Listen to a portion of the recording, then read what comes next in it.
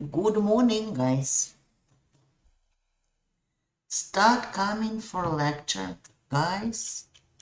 It starts already. Guys, it starts already. Good morning, please. Guys, the lecture starts already.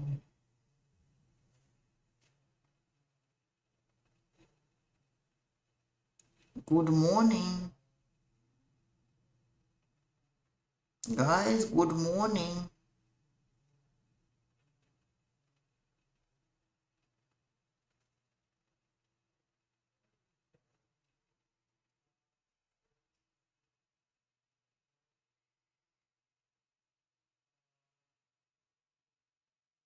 Oh, good morning. Hi, my dear. Good morning. Nice to see you again. And I hope you are doing well. And those who are infected with corona, I hope you don't have severe symptoms because I hope you mostly are vaccinated. So it will, even if you are infected, will go not so severe. So in today's topic is not about coronavirus yet, but coronavirus lecture is coming up. So today we're supposed to discuss the RNA viruses as causative agents of the respiratory infections. And of course, coronavirus is also RNA virus that causes respiratory infection. But as I said, we will have a separate lecture for it a bit later on. So today we'll discuss the very well-known, very old pathogens that belong to two groups, Paramyxoviruses and Orthomyxoviruses. The term myxo or myxoviruses denotes a large group of enveloped viruses that are able to attach by their glycoproteins to cell surface receptors. So, based on the fundamental features of these viruses, we usually distinguish two large groups. These are orthomyxoviruses and paramyxoviruses. And so you will have a class for these both orthomyxoviruses and paramyxoviruses. So we start with the families Paramyxoviridae and paramyxoviruses. Several times the classification of this family had been rearranged. By now, we distinguish several or at least two subfamilies, Paramyxoviridae here, right, and Pneumoviridae. And within this, we have several genera. And these genera are paramyxoviruses with 4 serotypes, but these 4 serotypes are distributed within 2 genera. In paramyxoviruses, we have human parainfluenza virus type 1 and 3, and interestingly, that human parainfluenza viruses type 2 and 4 with subtypes are placed into a different genus, which is rubella virus, together with the mumps virus. This is, my dears, unusual, but that's what DNA says, right? So, then one more genus is morbillivirus with measles virus, along this solo in this genus.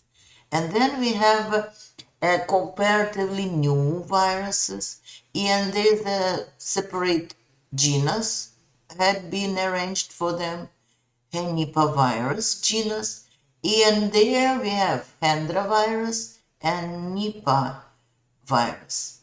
These two are comparatively new. You can read a bit about them in the internet, but that's not of very high medical importance yet. Maybe in few years they also will cause some epidemics, though we put an eye on them.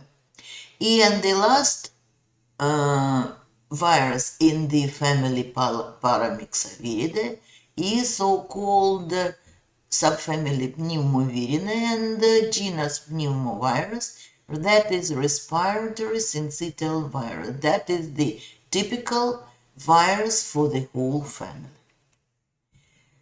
So, what should we know about the basic characteristic?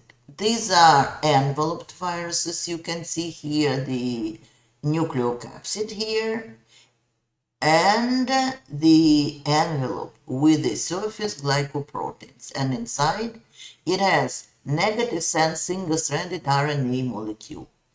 The morphology is pleomorphic, or most commonly they are spherical. And you can see here that this type of the nucleocapsid symmetry is helical. So nucleocapsid follows the structure of the supercoiled RNA molecule. So as we take a look at the proteins that are found in the virion. So inside we have nucleic acid. As we said, there's a RNA with the replicating machinery. And then it is covered with the matrix protein. And then we have an envelope with the attachment proteins. But then, my dears, every single Paramyxovirus has two surface proteins, glycoproteins. But then the one is common for all Paramyxoviruses. This is so-called fusion protein. Take a look. This is shown here. So it is same for all, as we said here, for all Paramyxoviruses. But then the attachment proteins can be different. And regarding the presence of this attachment protein, we may classify them into three large groups. One type, usually this pneumovirus, has just G protein. We call it G protein or glycoprotein. It mediates the attachment. Then measles virus, as you see here, measles virus and parainfluenza type. So they have HN virus. And Measles virus has H virus for attachment. So they are different. And also they have very minor so-called SH protein that can inhibit tumor necrosis factor alpha signaling pathway. So that's one of the ways how they may escape from the immunity. So here you can see the genome of the virus. And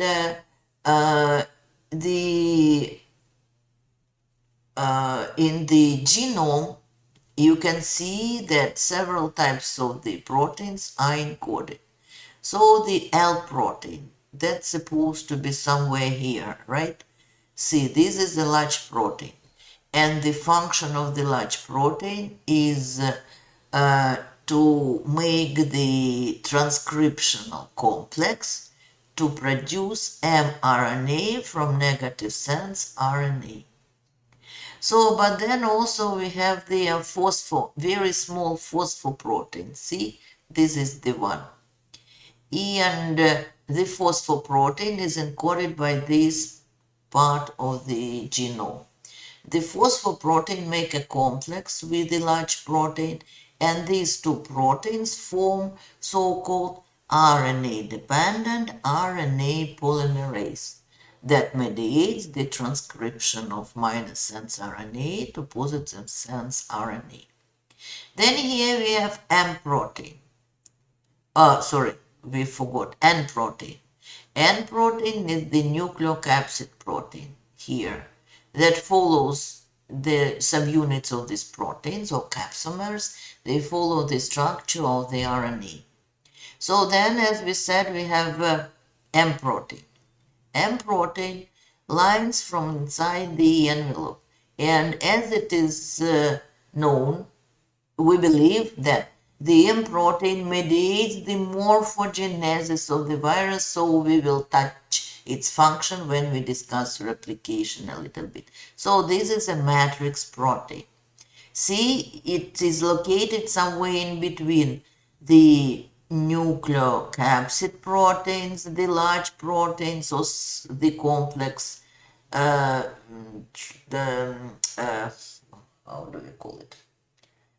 Transcriptional complex, and the surface glycoprotein. So we have lipid bilayer, and I would like to remind you that in the complex viruses or enveloped viruses, the lipid bilayer is taken from the previous host cell membrane.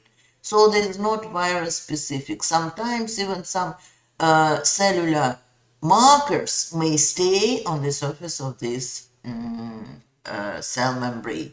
But now this cell membrane is modified with viral glycoproteins. And you can see here the fusion protein is this one that is common in all Paramyxoviruses, and the hemagglutinin protein or some variants of the binding proteins that is here, right? So because it can be hemagglutinin, then it can be HA, hemagglutinin with neuraminidase activity, and also it can be glycoprotein.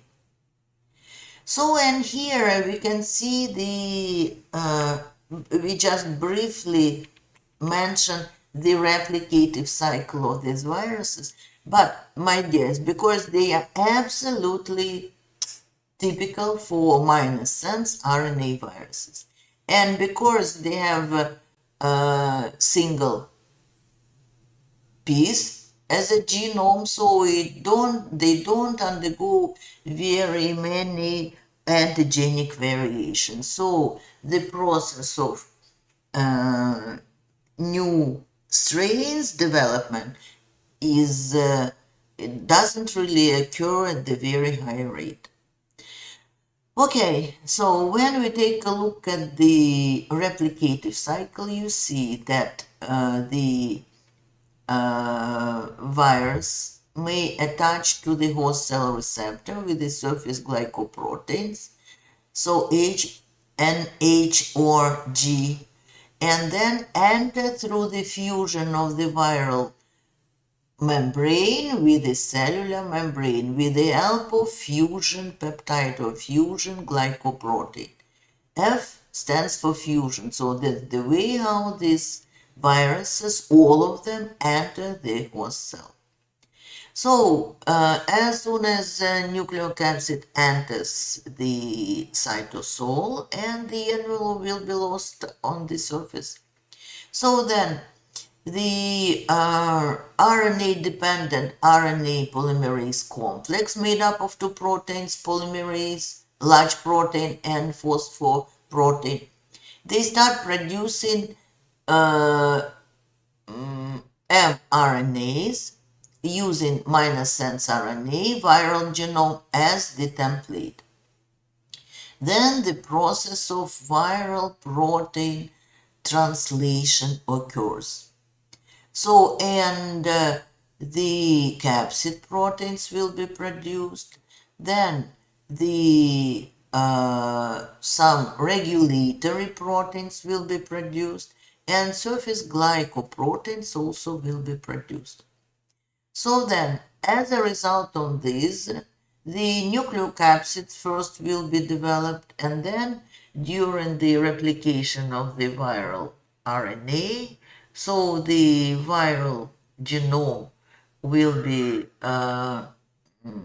transcribed into long mRNA, and then the mRNA using as a template will be transcribed into progeny RNA genomes, many minor sense progeny genomes.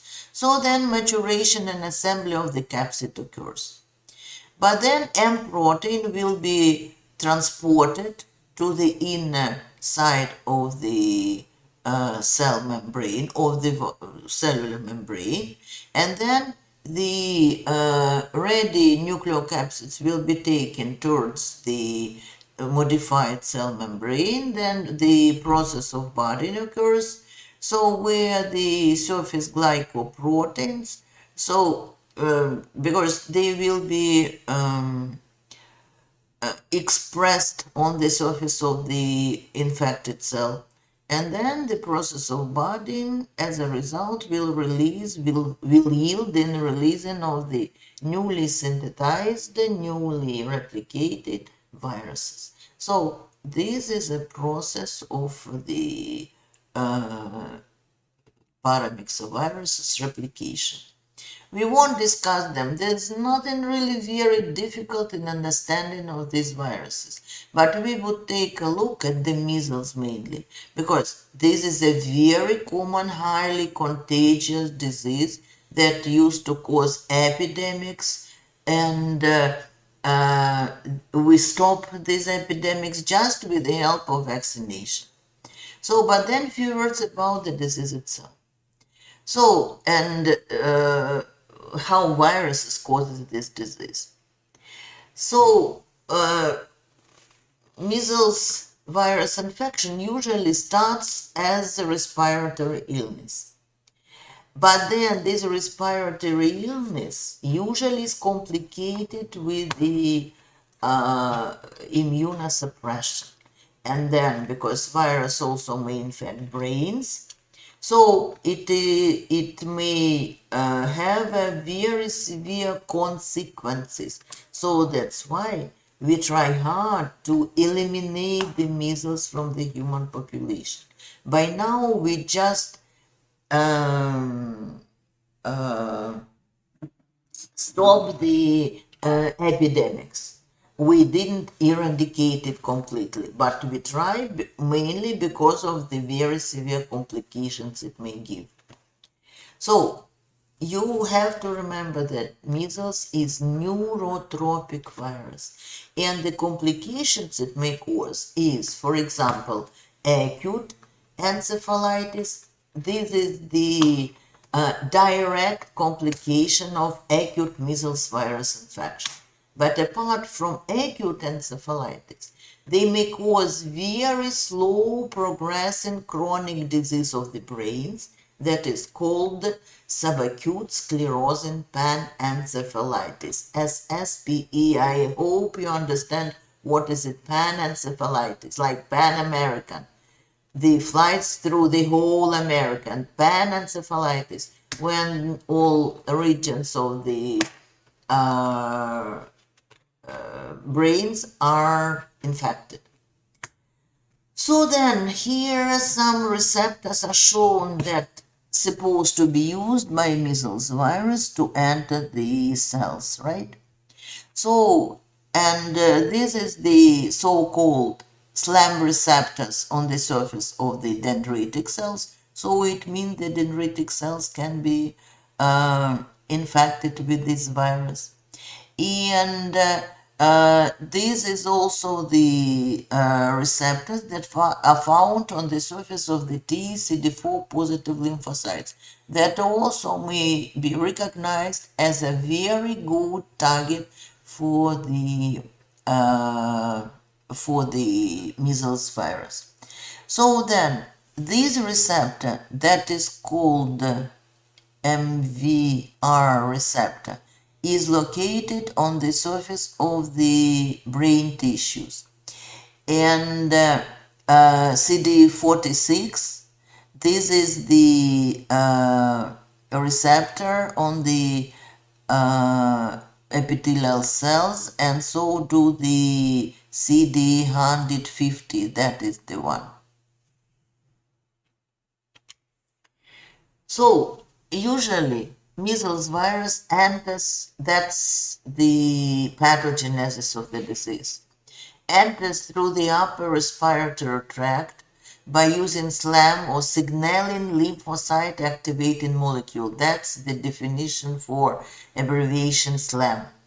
So in upper respiratory tract, measles virus use them as a receptor. So then the measles virus infected lymphocytes usually enter the bloodstream. Please pay attention that measles virus don't replicate very much in the mucosa layer at the beginning or initially. So it rather infects the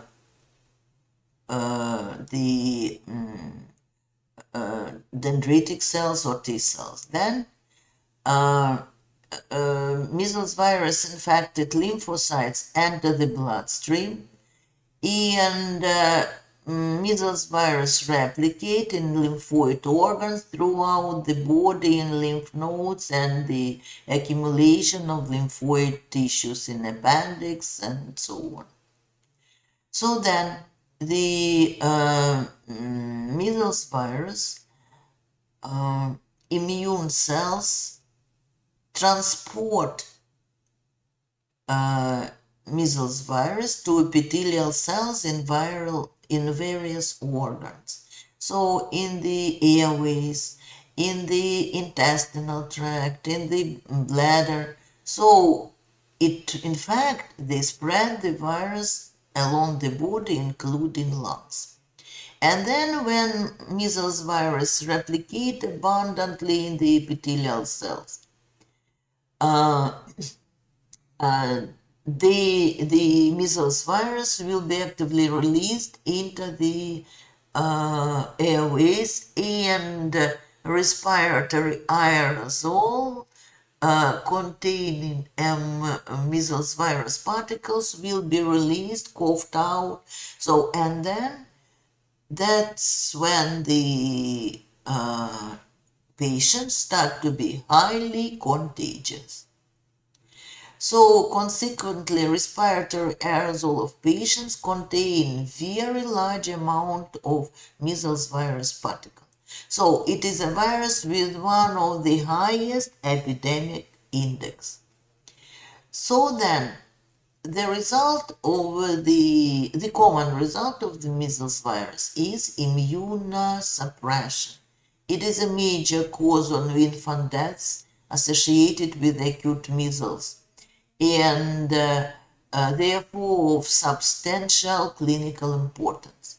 Major hallmarks of this generalized modulation of immune functions are lymphopenia, that is very difficult, that results from the depletion of the measles virus infected T lymphocytes. And this depletion may occur, so it appears that measles virus may infect T cells on any stage of lymphocyte development, and evidently expression of the major measles virus receptor CD150 plays an important role in the targeting of that particular cells. Then, apart from direct killing of the T lymphocytes, a prolonged cytokine imbalance consistent with suppression of cellular immunity to secondary infection, and also silencing of peripheral blood lymphocytes which cannot expand in response to ex vivo stimulation. What does it mean for those, and for especially those who don't study immunology? If we have the peripheral resting lymphocytes, they don't recognize the antigen yet, so they're supposed to be to start proliferating when they recognize an antigen. But the measles virus make them silent, not possible to respond to new stimulation with the unknown virus. So that is the immunosuppression regarding the future infection. So they will not be able to react towards future infections. That's very bad. So then we come up to the very common complication. It is quite rare but well recognized as a result of previous acute measles virus infection that is called subacute sclerosing panencephalitis. And here we can see three potential routes of entry of measles virus into the brains. Since the virus can infect neurons, it has then access to the brains via nerve bundles, right? So this is the in the olfactory bulb, and that may occur directly as a result of measles virus infection through nasopharynx. So as an alternative, the virus can replicate in the endothelial cells of blood vessels of the capillaries, right? And when the measles viruses are released there, they may be taken directly, or here, second ones, through the capillaries into the capillaries of the endothelial cells. And there they may release the viral particles into the brains of the patients, and so then the infection, the third way, the infection of monocytes, where they won't be killed properly, they can be transmigrate through the blood-brain barrier, so they enter the brains by the third route. So all three routes we believe may work. So now you can see the development of the symptoms in the measles. You can see that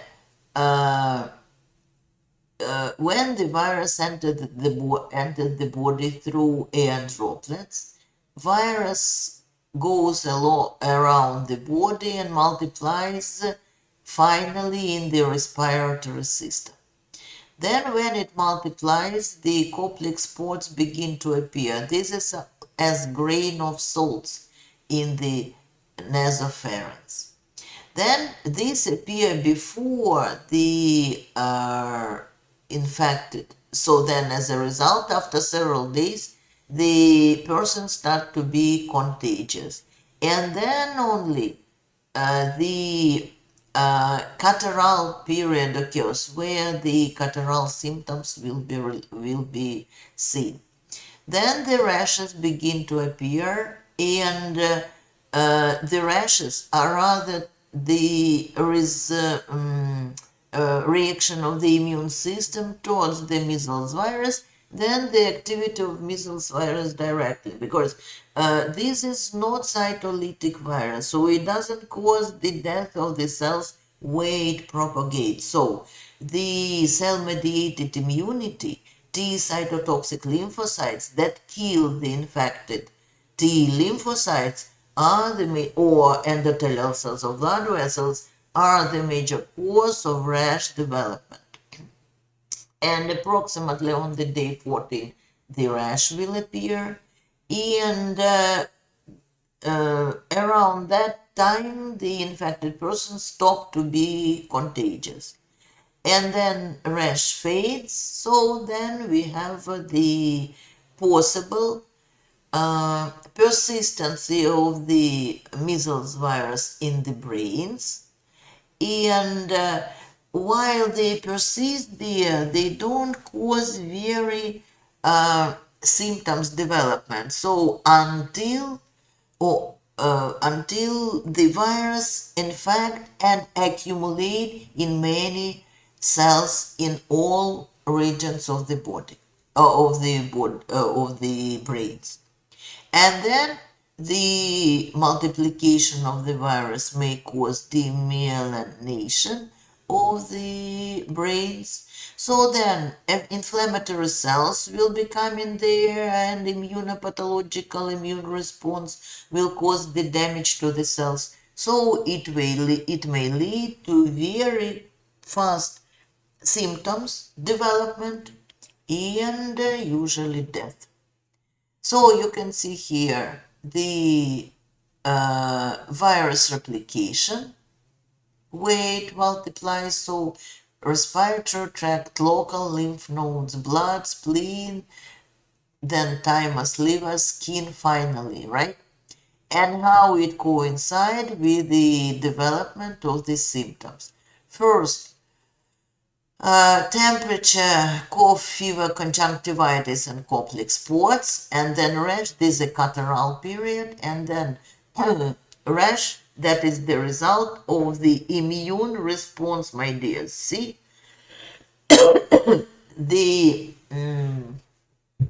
period of rash coincide with the rise in the immunoglobulin development and the production of or activation of CD8 T lymphocytes. See, these immunoglobulins, and these are T lymphocytes.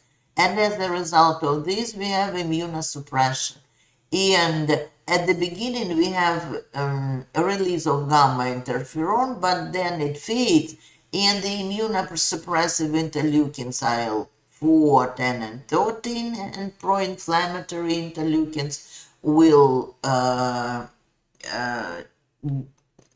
be seen in the much higher concentration than at the beginning of the process. So how do we perform the diagnosis of measles? Truly, usually we base our differential diagnosis on a clinical syndromes or a syndrome that is present, and this is a high fever, cough, coryza, conjunctivitis, and photophobia, then complex spots appearance, and then later on typical exanthems. So usually if we see the clear clinical symptoms of measles infection, we don't need any laboratory diagnosis. But then usually if we have the complications, for example, subacute sclerosing panencephalitis, then the testing may include anti-measles IgM or IgG antibodies. So usually IgG is paired sera. Then isolation of the measles virus is possible. And also the identification of measles RNA by PCR test is also possible.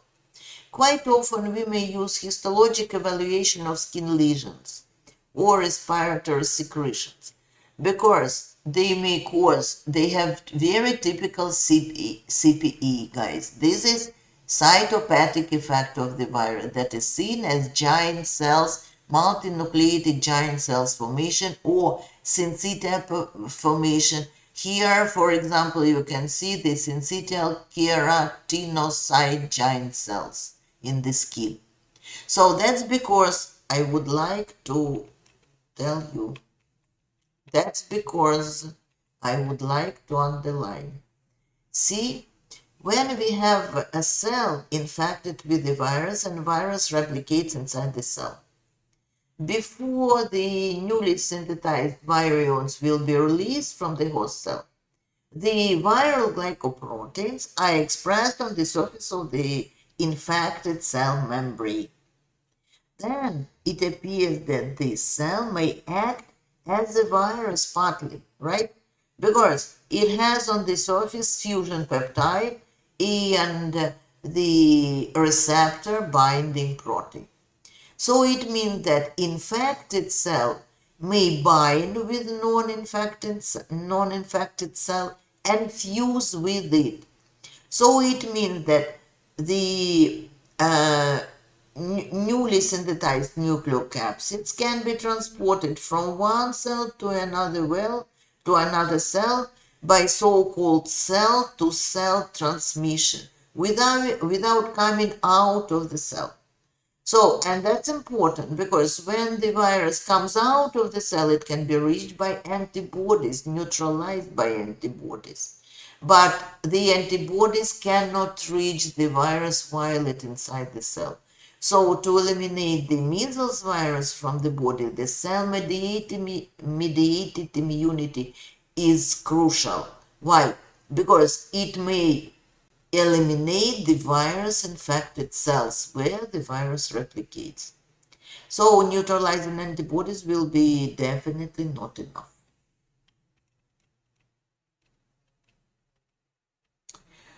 So now a few words about how to stop this prevention and the control of this disease. My dears, we don't have any antiviral drug against measles. Nothing, really. So the only vaccination may help. And here we can demonstrate the morbidity of the measles virus. This is the cases per year. Since 1950 they were very high, and then you can see the dramatic drop of the cases number. Why? Because in 1963 the measles vaccine had been introduced. So, and that is the cases, and these are the deaths. So the both morbidity and mortality drops dramatically, but you see that from time to time we have some outbreaks. And not so far ago, the outbreak happened in the United States, in the in Great Britain and some other countries. Why?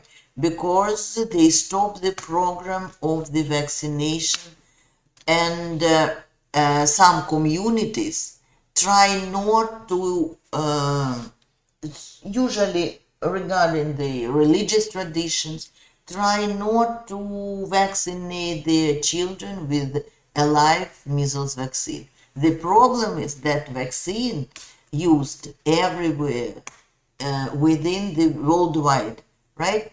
This is the live vaccine. So that is the problem in some countries, and the only vaccination may help to keep the morbidity and mortality of the measles disease very low, like we have right now. I think that's enough for measles. Other infections is not very difficult to understand, so we shift to influenza virus right now, and we go on with the influenza virus. So here you can see some information about previous influenza virus epidemics. So that is the problem of influenza virus, that from time to time it causes epidemics and so-called pandemics. I hope you understand the difference between epidemic and pandemic. Just a scale of the infection, right? So, and the thing is that if it spreads through one continent, it is an epidemic. And if it spreads via the continents, within at least two continents, that is appeared as pandemic. So the first very well recorded and described pandemic was so-called Spanish flu that occurred in 1918 within the World War the First, and it was H1n1 type subtype. And during this pandemic, around 50 million people died. And only in the United States, they give this statistic. More than 500,000 people died. So, but then it was not really Spanish flu.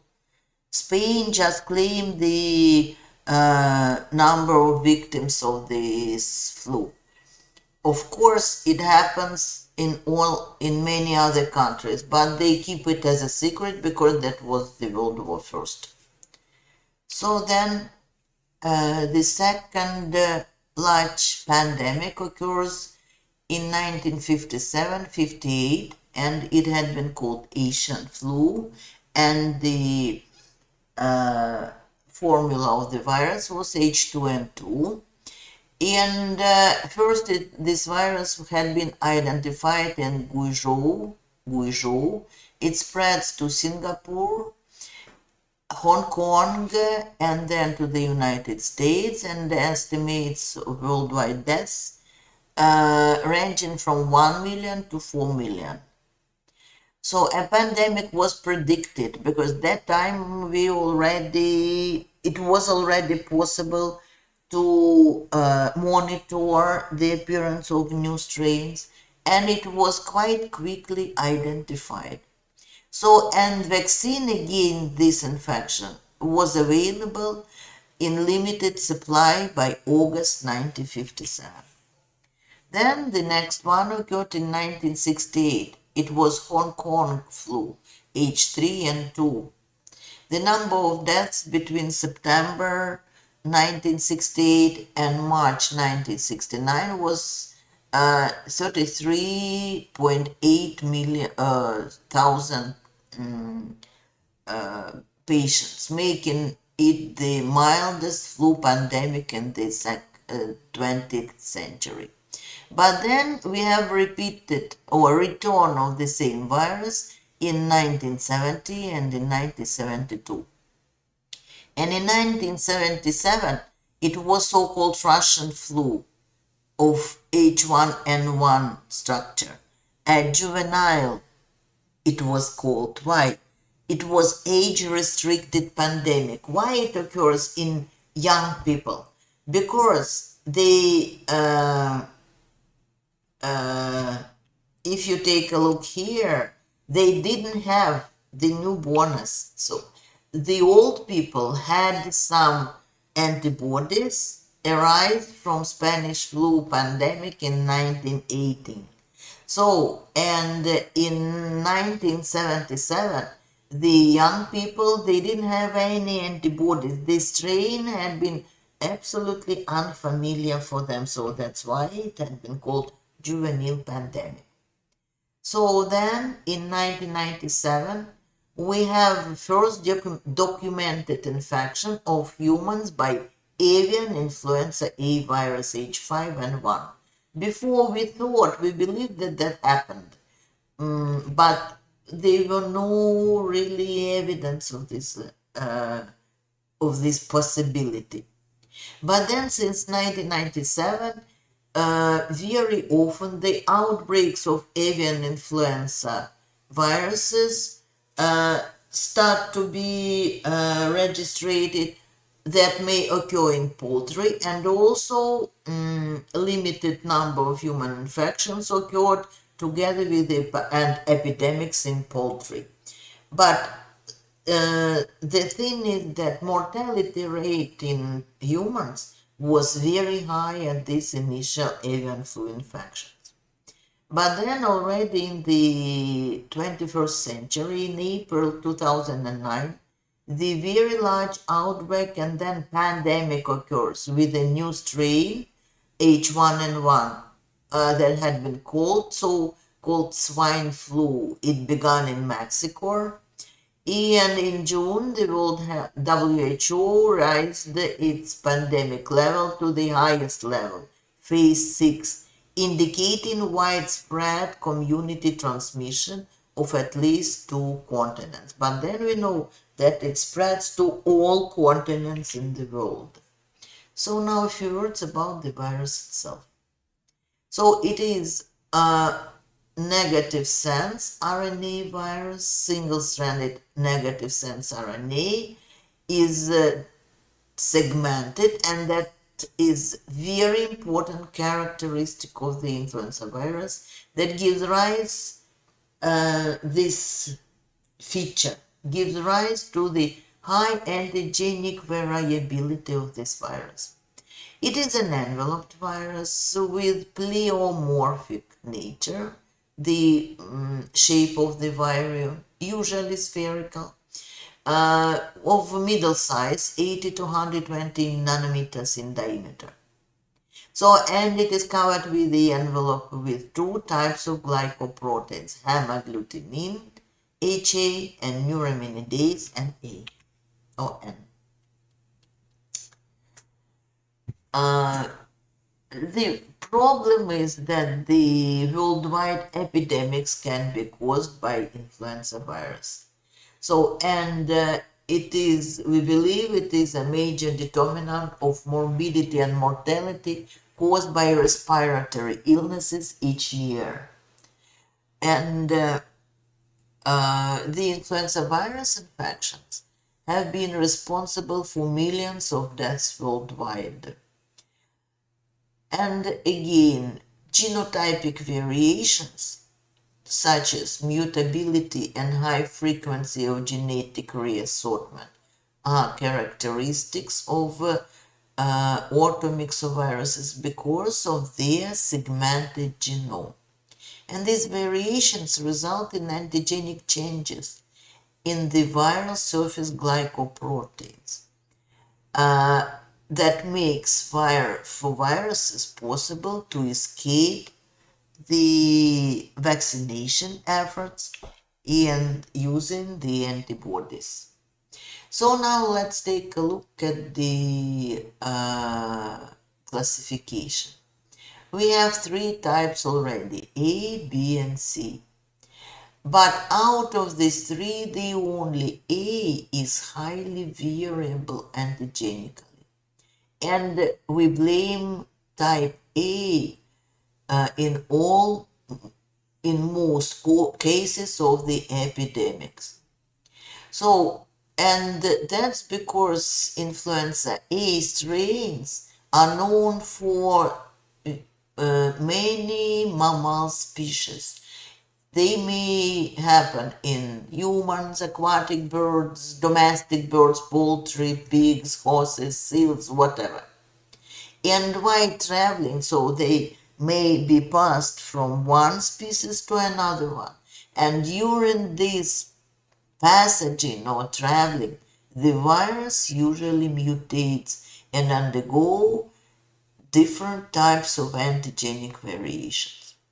Then influenza type B is antigenically less variable, and it may cause epidemics, but usually it causes seasonal epidemics.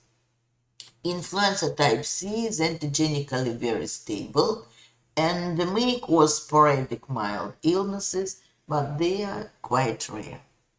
Few words about the structure. You see this pleomorphic and middle size, and the genomes are segmented single-stranded RNA of negative polarity.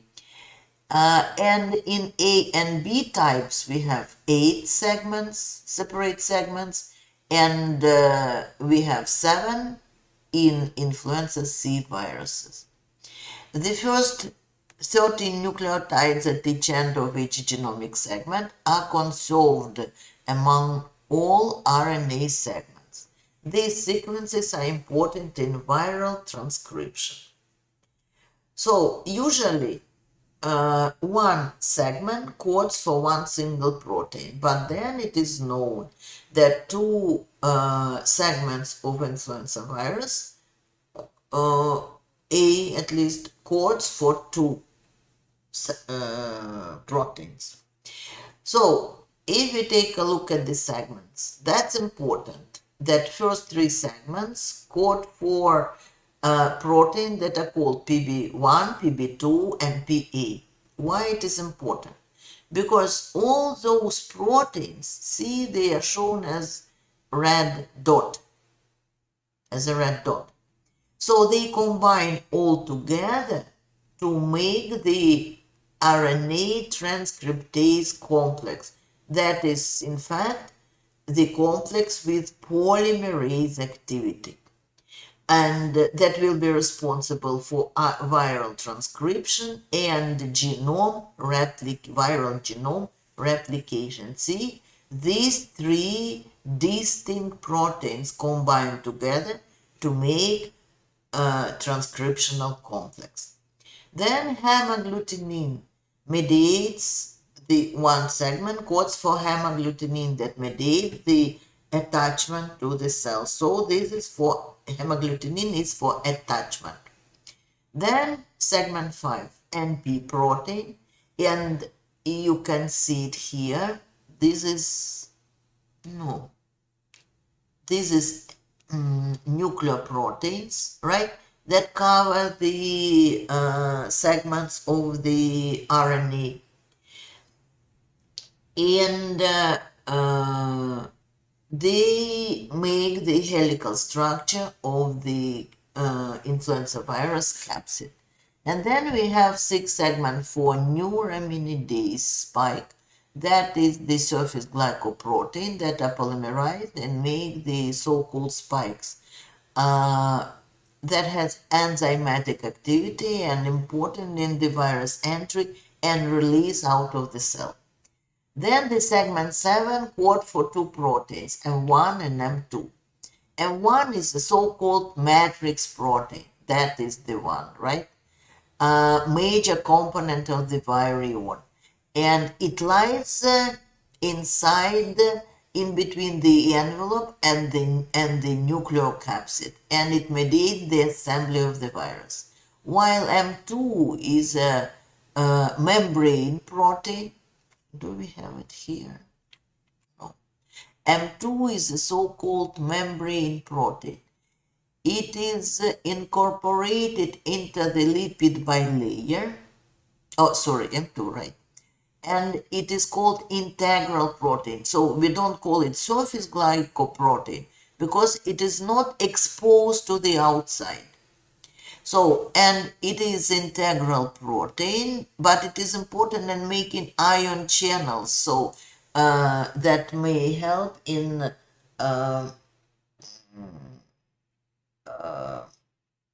elimination of the surface envelope when the virus is translocated from the endosome into the cytosol in entry. Then segment 8 also codes for 2 proteins, 2 non-structural proteins. So we think that these non-structural proteins are important in the translation because they inhibit the nuclear export of mRNAs, and maybe they are important also in the splicing of mRNA. So, okay, we mentioned this already. So a few words about the glycoproteins, hemagglutinin and neuraminidase. So they are inserted into the envelope and form spikes with a size up to 10 nanometers in length. So, and they are most important so-called protective or principal antigens on influenza virus. So, because they determine the host immunity against this virus. And also they are responsible for antigenic variations on influenza virus. And the antigenic variation or variability of the virus is the way how this virus may escape immune response. The thing is that if we treat the virus with the detergents, the surface glycoproteins will be removed and the virus will lose its infectivity. So because it will be unable to bind with the cell surface receptor. So that's why these viruses are considered to be less resistant in an environment to compare with the naked virus like poliovirus we studied already, or rotaviruses or some others. Here you can see the M1 protein shell pattern, and here you can see the microphotograph with the ribonucleoprotein that make the helix composed of nucleoproteins and viral RNA. So then, how we used to name and classify viruses. they are divided into two genera. One genus is Influenza Virus A and B, and second genus is Influenza Virus C. So, the division into these three groups is based on the antigenic differences exhibited by viral internal proteins or polypeptides, mainly NP and matrix. So, my dears, these differences allow us to divide viruses into types. But then the difference is in hemagglutinin and neuraminidase, or vice versa. Hemagglutinin and neuraminidase allow us to divide them into subtypes. So A, B, C are types, and the particular strains of maybe of particular subtypes. So how do we name the viruses? It is based on the type ABC and from what host they had been isolated. But then, if the human is a host, we don't write it in the name. But if animal was a host, then we have to mention that it was swine, for example, or any other, or, seal or whatever animal was. Then geographic origin, where the strain had been isolated. Then, of course, number, according to which it can be found in the register, and year of isolation, and antigenic description. For example, here this is swine virus, type A, then the host swine, then geographic origin, Iowa, where it had been isolated. Then the number of the strain, 15, then the year of isolation, 1930. And then the antigenic description. H is of the first type and N is of the first type. And then if we are talking about human isolate, then A Hong Kong, geographical origin follows the type, so it means the human are hosts. Then number in the register, year of isolation, and Hong Kong is geographical name of the isolation. Then antigenic formula H3 and 2. And that is the human strain. Then I would like to pay some attention to genetic reassortment that is typical for viruses with segmented genomes. We mentioned it when we discussed rotaviruses, my dears, last time. And today we are talking about genetic reassortment in influenza virus.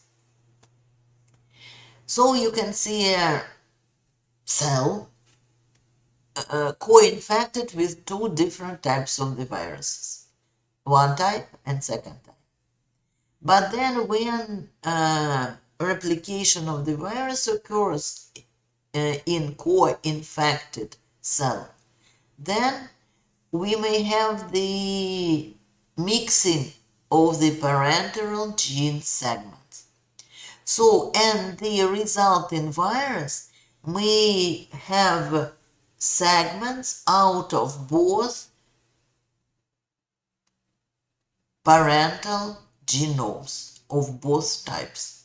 So, and of course, they also may, as a result, have the glycoproteins that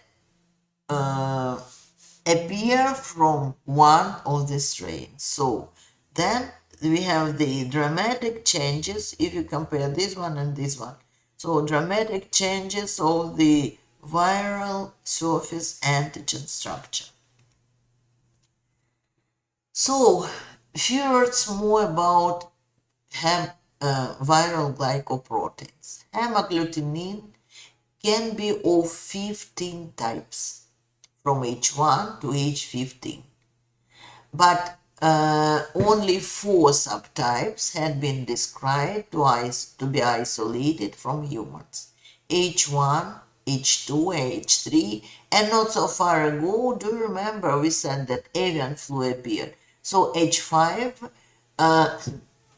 that is the hemagglutinin typical for avian viruses. Now it can be isolated from humans.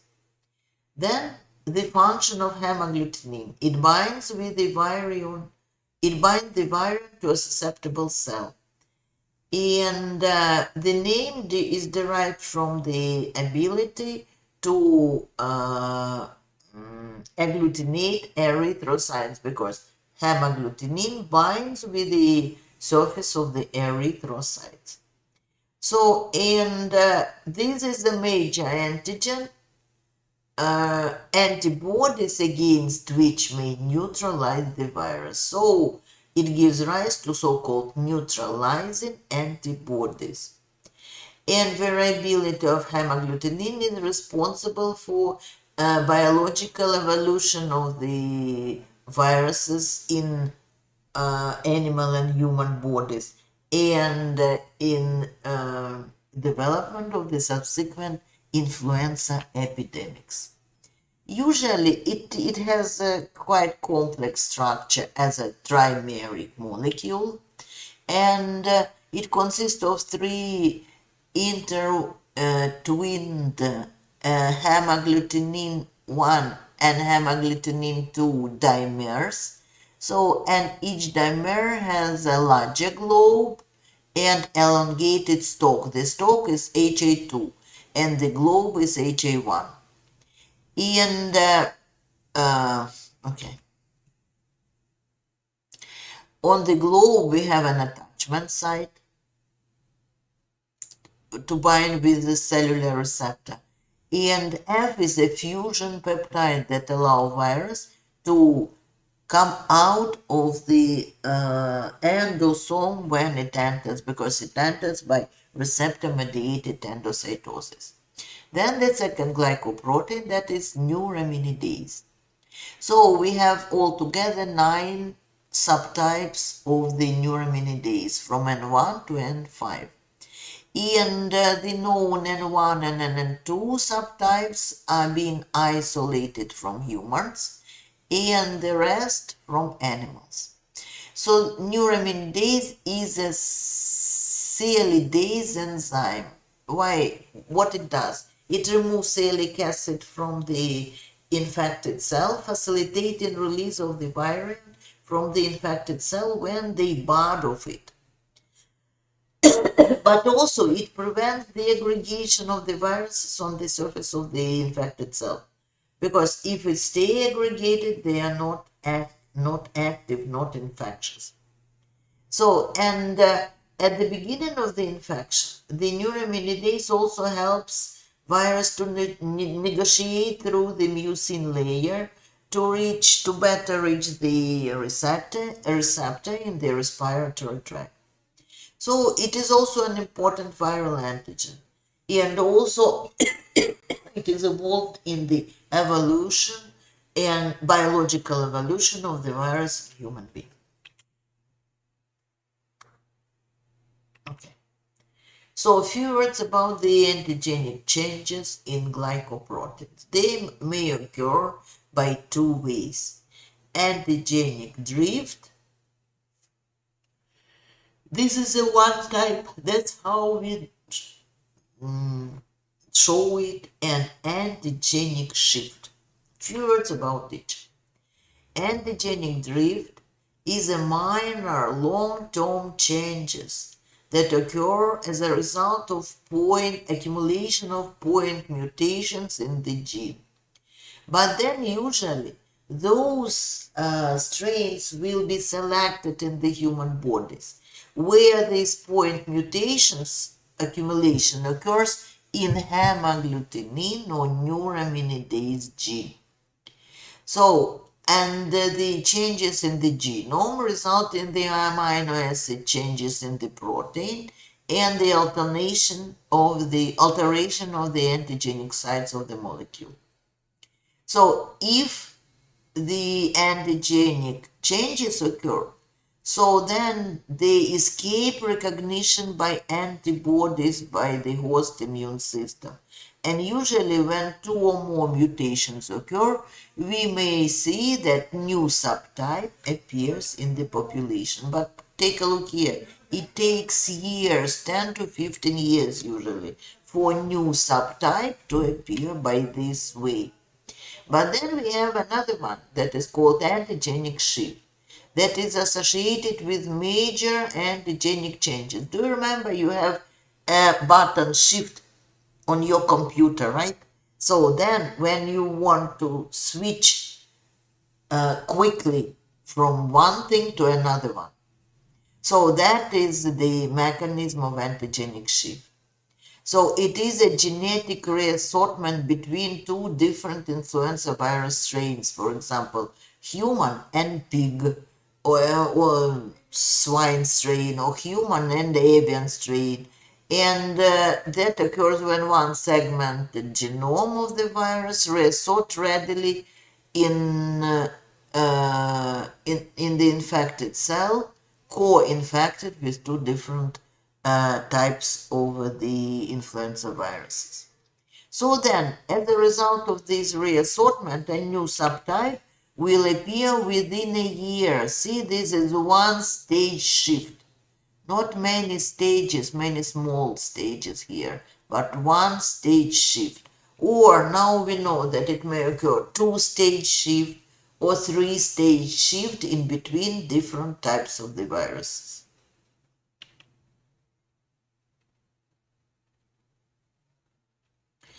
Usually, antigenic shift doesn't occur in B and C viruses because the very few related viruses exist in animals. And that is the timeline showing influenza pandemics caused by influenza A. We mentioned a bit so, but then this H1N1 Spanish flu, 20 to 40 million deaths, no vaccines or drugs occurred that time. Then the Asian flu and con flu. One is H2N2, another one H3N2. These are new virus strains and they both give 1 million deaths. And they was vaccination already, but limited. Then cross-species transmission was shown in 2003 with avian flu with very high mortality rate of the outbreak. And then we have a new H1N1 strain that occurs as a result of the gene reassortment because 3 or 4 maternal strains that develops drug resistance. And then we have some outbreaks. For example, one of them is H7N9 with avian flu. That is how it is changing. So, I don't want to spend much time for virus replication. I just want to underline some very important features of replication that allow us to distinguish influenza virus from other RNA negative sense viruses. So really, the influenza virus replication has very distinguishing features. For example, that's typical for RNA virus to multiply or to replicate in the cytosol of the infected cell. But influenza virus transcription and replication occurs in the nucleus of the cell. Why it is so? Because when the mRNAs are transcribed from minor sense RNA fragments of the viral genome, then those fragments, they don't have cap. Do you know cap? Cap? This is a cap. See? When it happens, they don't have caps. So that's why this RNA fragment should be taken into the nucleus, and there the cap fragments will be cut off the cell, mRNAs, and ligated with the virus mRNAs. only then they start to be possible to be recognized here on the ribosomes as mRNAs to start the protein synthesis. I hope you understand my Chinese language. Then the process of splicing occurs in viral replication. So, and splicing of mRNA may give possibility for two proteins to be produced out of one mRNA. You know that two segments of the viral genome may be spliced, viral genome RNA may be spliced. So two proteins will be produced out of one single segment. From one of them, M1 and M2 proteins, and from another one, non-structural 1 and 2 proteins. Then usually influenza virus multiplies very rapidly. And it is believed that new viruses are produced within 8 to 10 hours. That's why the usually incubation period of this virus infection is very short, from 6 to several hours, really several hours, that's possible. Usually the replication of the influenza virus is associated with the shut-off of the host cell protein synthesis, permitting selective translation of viral mRNAs. So briefly, virus attaches to the cell surface salic acids via hemagglutinin globe structure, and then penetration occurs due to receptor-mediated endocytosis, and then M2 protein mediates the acidification of the endosome and evacuation of the RNA segments out of the endosome, that is called uncoating. Then we have transportation of the RNA minus sense RNA segments into the nucleus, where the virus encoded polymerase, do you remember it is a complex of the PA protein and P1 and P2 proteins. So, and then arrange the polymerase that perform transcription of the minor sense fragments into positive sense RNAs. Then these positive sense capped RNAs are transported to the cytosol for virus protein translation. And then interestingly, some viral proteins will be transported back into the nucleus for the for the assembly of the nucleocapsids with newly replicated viral genomes. Then those proteins that are boxed will be transported into the nucleus. The rest will not be transported into the nucleus. The M proteins, as soon as they are produced, will be transported to modify the cellular membrane. Here, right? They will be here. The M protein will be transported here. And then the hemagglutinin and neuraminidase, while they will be translated, they will be glycosylated and modified in endoplasmic reticulum, and then by Golgi apparatus, they will be transported and expressed on the surface of the nuclear membrane. Cellular membrane. Hemagglutinin and neuraminidase. Then the mature nucleocapsids will be transported towards the membrane modified with the M protein, because it mediates the interaction between surface glycoproteins and nucleoproteins, and then the process of budding occurs. Then when the virus performs budding, Neuraminidase, see, the virus will stay attached to the acylic acid of the surface cell receptors. But then neuraminidase activity is to remove this virus off, release it, free it from the membrane of the infected cell. And that is very important because that is one of the targets for anti-influenza therapy.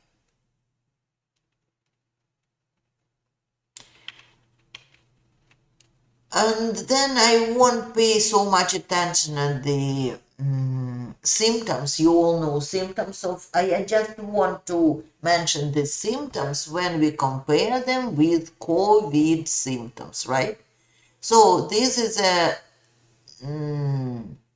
small clue, or you used to say hashtag, right? To differentiate between COVID and flu. First, these two have different cause factors. Flu occurs as a result of influenza virus strain infection, and COVID occurs as a result of, again, new strains of new coronavirus, COVID-2. What are the symptoms of flu? Usually very high fever and chills, cough, muscle or body aches, headache, and fatigue. So, most typically in COVID infections, we have cough, fever, shortness of breath, and fatigue. Prescriptions.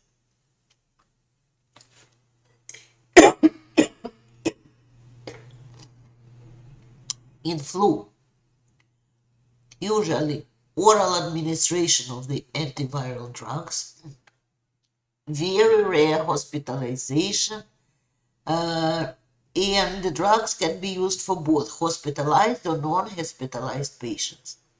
But then prescription in COVID is intravenously administered antiviral drugs, and they cannot be performed usually outside of the hospital settings. So the patient has to be hospitalized. Vaccination occurs against both types. So for the flu 3, there are multiple licensed influenza vaccines produced annually because of the antigenic variations. And we also have several COVID-19 vaccines that's supposed to be used, and if you are not vaccinated, you have to be vaccinated right now. Then recovery time, usually few days up to 2 weeks regarding the complications, because in flu the most common complication is pneumonia caused by Staphylococcus aureus or some other very common, quite often normal flora pathogens like Staphylococci and Streptococci, while the recovery time for COVID here is written from 7 to 10 days. But you know that a lot of patients occur with so-called long COVID that have the consequences that may last for more than a year. Now, what do we have for laboratory diagnosis?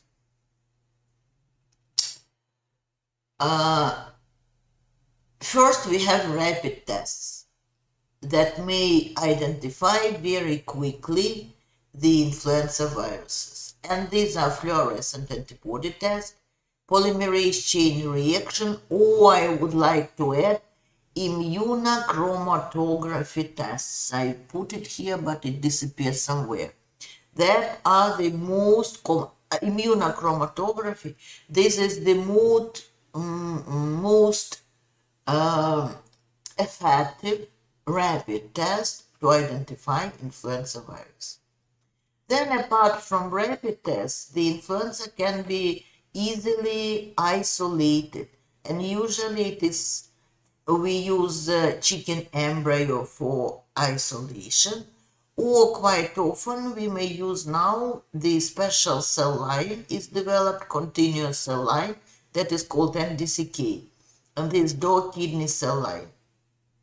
And then when we isolate the virus, detection is performed by hemagglutination inhibition assay, hemagglutination and adsorption, and identification of the virus is performed by hemagglutination inhibition assay with a known panel of antibodies, and direct fluorescent antibody assay also with the fluorescent monoclonal antibodies.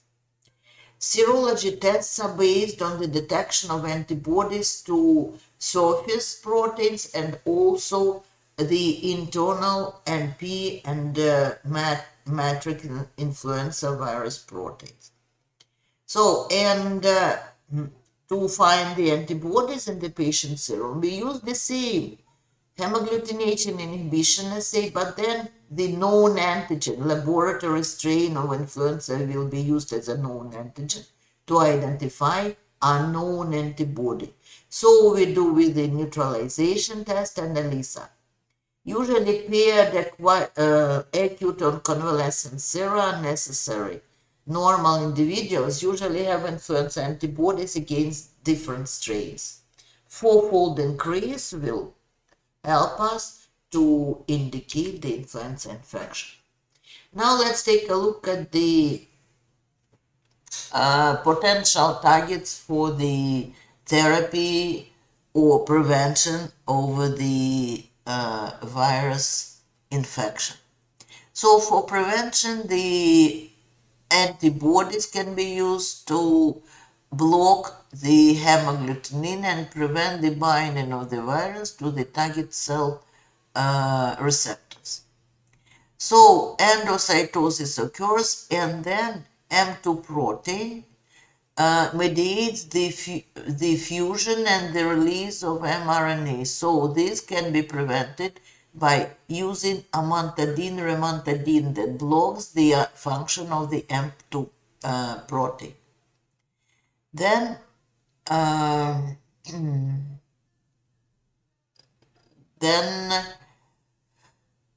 some more targets. These are the using of Neuraminidase as a target, and zanamivir and oseltamivir and some other drugs with the different trade names can be used to block the activity of neuraminidase, really to block the release of the virus, to block the free of the virus.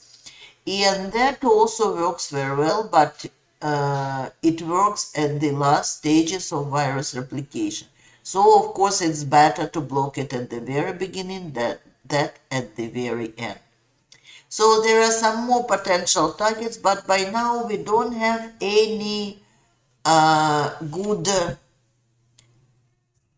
drugs that may act regarding that may act for the prevention of the influenza virus development of the disease.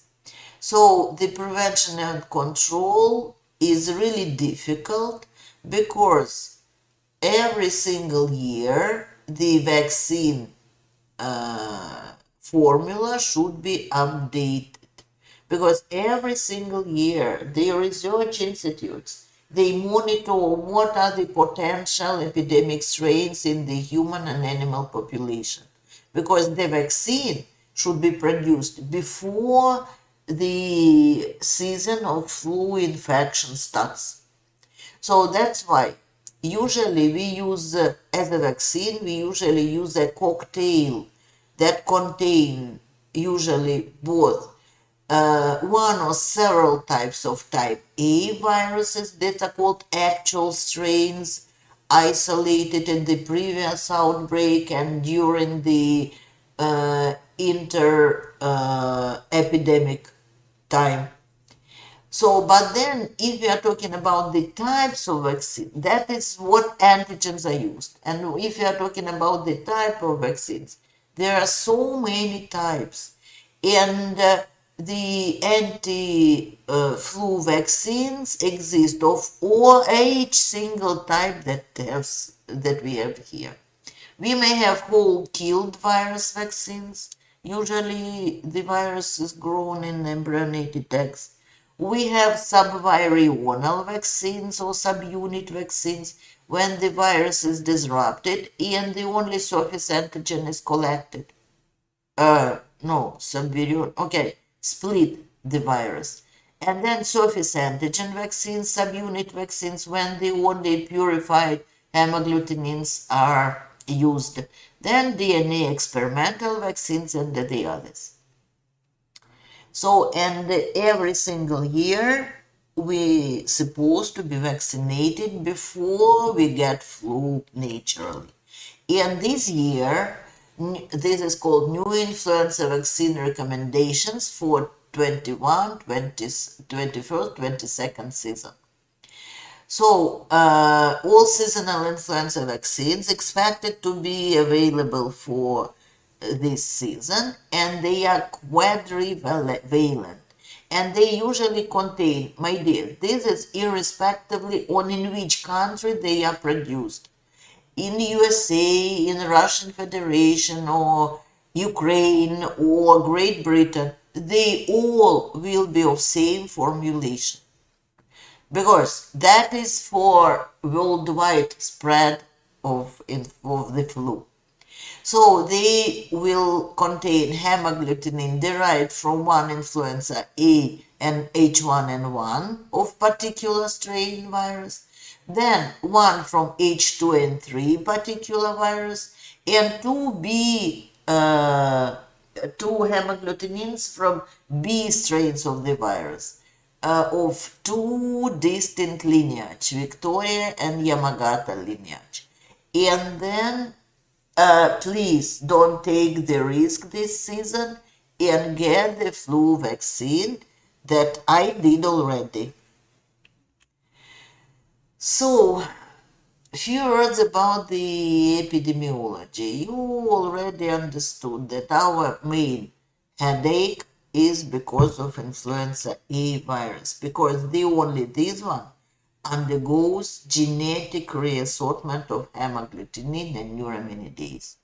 My dear, this is the picture from Nature Review Microbiology, and this is how the last 2009 strain of swine flu appeared. So first, the virus had been transported in nature in between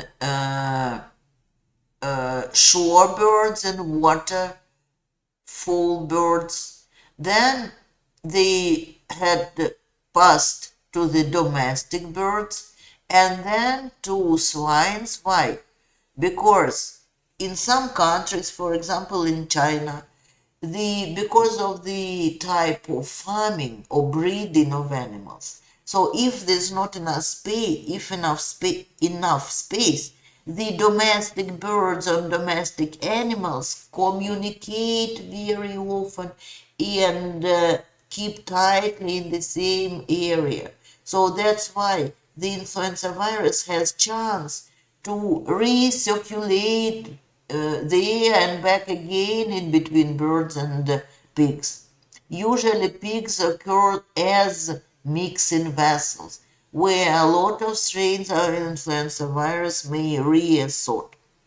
Then due to this reassortment, then the reassortation occurs between birds, pigs, and human strains, two types. So then the resulting pandemic strain occurs as a result of mixing of genes from the waterfowl, birds, pigs, and humans. That was a resulting strain.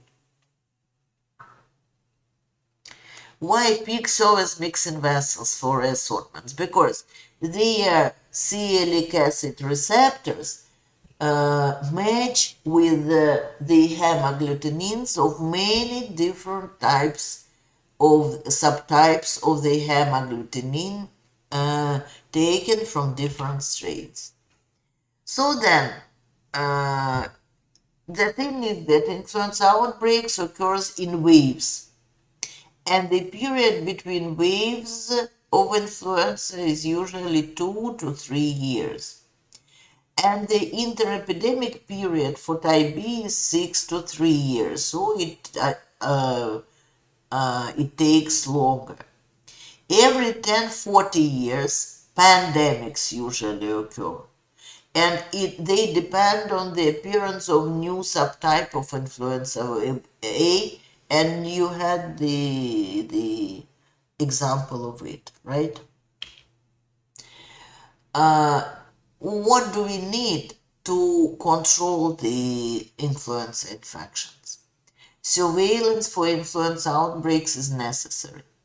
So it is required to identify the early appearance of new strains.